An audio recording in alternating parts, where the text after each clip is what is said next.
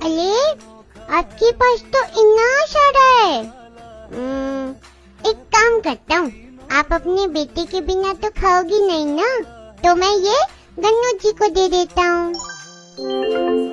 गन्नू जी देखो, मैं आपके लिए हलवा चना लाया हूँ।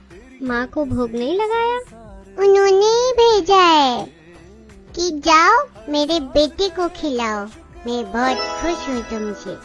अच्छा कोई बात नहीं, आज माँ का दिन है ना, तुम ये सानू को दे दो। ओहो, सब मुझे इधर उधर भगा रहे हैं। इसके पास तो पहले से ही इतना सारा है, अब इसका क्या करूं? मैं ही खा लेता हूँ। वैसे भी इतना भाग भाग के पेट खाली हो गया मेरा।